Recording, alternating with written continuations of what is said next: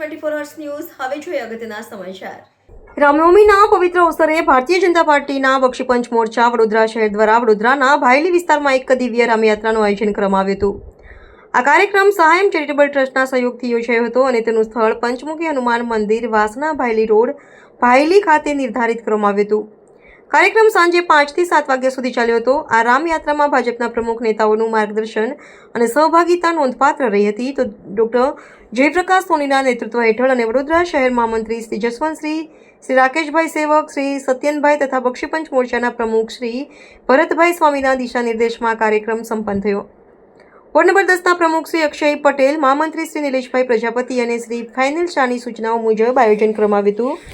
કાર્યક્રમનો મુખ્ય ઉદ્દેશ રામયાત્રામાં જોડાયેલા ભાવિ ભક્તોને જ્યુસ વિતરણની સેવા પૂરી પાડીને સહભાગી બનવાનો હતો।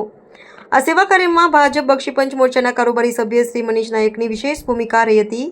ભક્તો અને સ્થાનિક લોકોને આ કાર્યક્રમમાં હાજર રહીને સહયોગ આપવા માટે વિનંતી કરવામાં આવી હતી। આ કાર્યક્રમ દ્વારા ભાજપે ધાર્મિક ઉત્સાહ અને સમાજ સેવાને જોડીને એક સુંદર ઉદાહરણ પૂરું પાડ્યું હતું। રામનવમીની ઉજવણીના ભાગરૂપે આયોજિત આ યાત્રા અને સેવા કાર્યથી સ્થાનિક સમુદાયમાં એકતા અને ભક્તિનો સંદેશ પ્રસર્યો હતો। જય શ્રી રામના નાદ સાથે આ કાર્યક્રમ સફળતાપૂર્વક સંપન્ન થયો હતો। દર વર્ષની જેમ આજે ચોથા વર્ષે પણ ભગવાન રામની દિવ્ય રામયાત્રાનું ભાયલીથી પ્રસ્થાન કરેલ છે।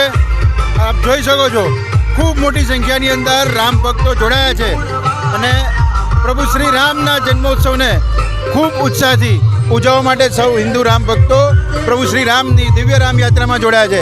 આજનો દિવસ એ ત્રિવેણી સંગમ કહી શકાય કે આજે ભગવાન સ્વામિનારાયણનો પણ જન્મોત્સવ છે, પ્રભુ શ્રી રામનો જન્મોત્સવ છે અને આજે ભારતીય જનતા પાર્ટીનો પણ સ્થાપના દિન છે। એટલે આજે આવા ત્રિવેણી સંગમ કહી શકાય એવા શુભ દિને આજે જ્યારે રામનવમી છે, રવિવારનો દિવસ છે, તો ખૂબ મોટી સંખ્યાની અંદર રામ ભક્તો દિવ્ય રામયાત્રામાં જોડાયા છે।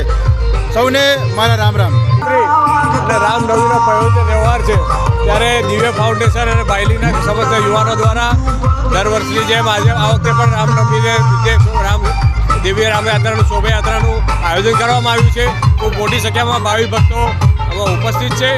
આપ સૌ નામથી આપના સૌ નગરજનોને શુભકામનાઓ પાઠવું છું રામનવમીની, અને ભગવાન શ્રીરામ સૌના દુઃખ હરણ કરે એ